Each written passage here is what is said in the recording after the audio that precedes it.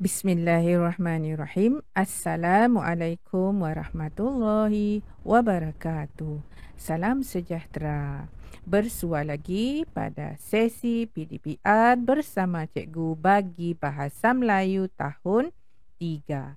Pada hari ini kita akan belajar unit yang ke-15 di bawah tajuk kecilnya Naik Beca. Murid-murid 3B Cikgu, apa khabar? Cikgu harap anda semua sentiasa sihat. Jangan lupa patuhi SOP. Murid-murid cikgu yang lain di alam maya, apa khabar? Cikgu harap anda semua juga seronok menonton video perkongsian bersama cikgu. Mari kita lihat tema yang akan kita belajar pada hari ini. Temanya kebudayaan, kesenian dan estetika. Hari ini kita akan belajar unit yang ke-15 iaitu indahnya seni dan budaya kita. Tadi cikgu dah beritahu tajuk kecilnya ialah Naik Beca. Murid-murid sambil menonton boleh juga merujuk buku teks jilid yang kedua pada halaman yang ke-16. Jom kita belajar dan berseronok. Sebelum itu kita lihat dahulu standard kandungan. 5.3 memahami dan membina ayat mengikut konteks. Standard pembelajaran 5.3.1 memahami dan membina ayat mengikut konteks 1 Roman ayat seruan. Murid-murid, pada akhir PDPR, Cikgu amat mengharapkan murid-murid dapat membina sekurang-kurangnya 3 daripada 5 ayat menggunakan kata seru. Apa dia kata seru? Nantikan penerangan cikgu sebentar lagi. Apa dia ayat seruan? Ayat seruan ialah ayat yang diucapkan dengan intonasi seruan untuk tujuan melahirkan perasaan. Perasaan ni macam-macam.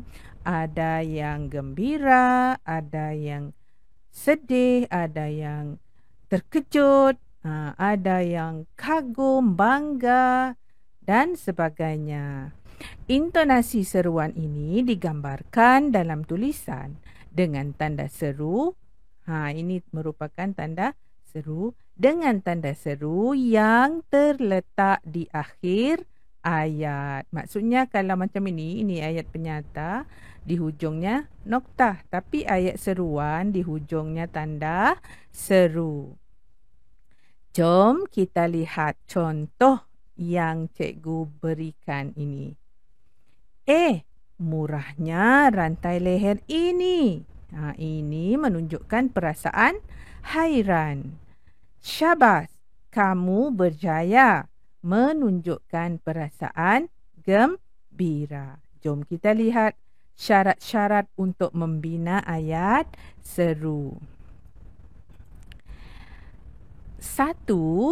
Awak kena peka dengan tanda baca. Yang cikgu bulatkan ini dipanggil tanda koma. Mesti ada tanda koma.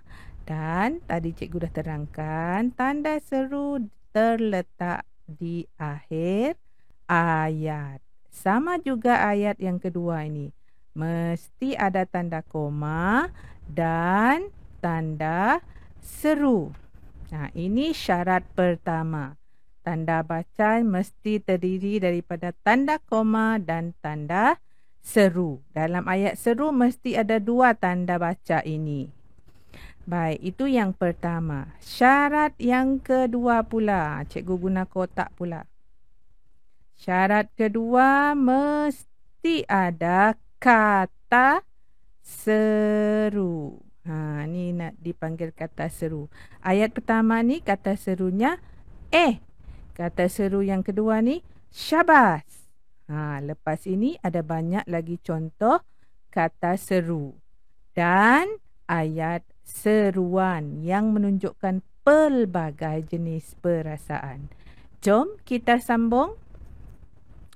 Kita dengar perbualan Ibu Nabila bersama dengan Dayang Fatimah.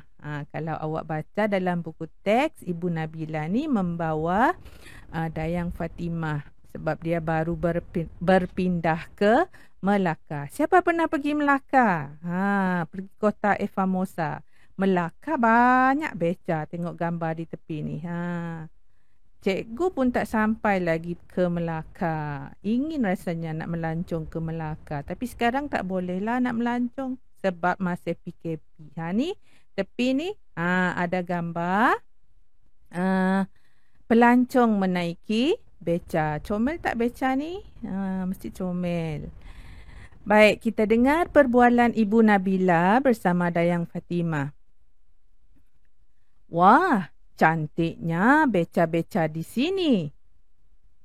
Yang ini menunjukkan perasaan kagum.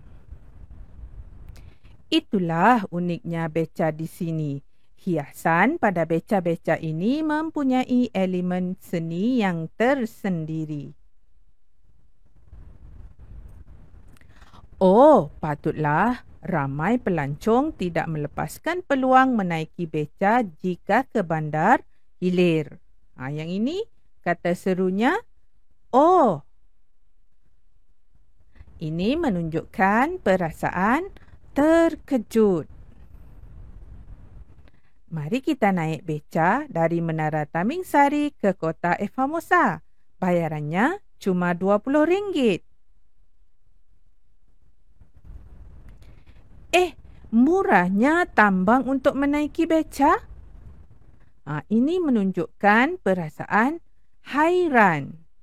Kata serunya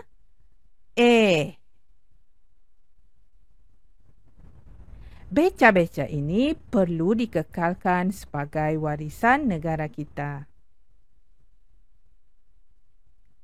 Syabas, kamu ada semangat seperti itu. Kalau ada peluang, saya ingin mengayuh beca ini sendiri. Baiklah murid-murid, pada perbualan ini ada satu ayat seruan di sini, iaitu syabas, kamu ada semangat seperti itu. Ini menunjukkan perasaan gembira.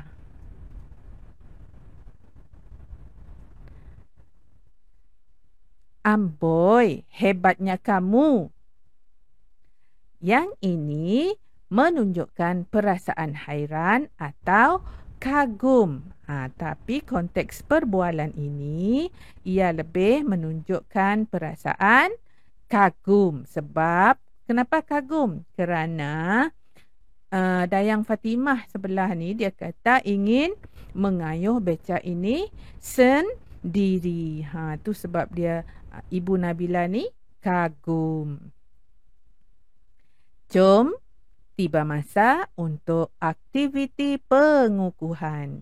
Murid-murid perlu menyiapkan latihan pada buku aktiviti jilid yang kedua pada halaman yang ke-20. Jangan lupa siapkan dan hantar kepada cikgu. Murid-murid 3B hantar pada cikgu. Murid-murid lain hantar pada cikgu anda.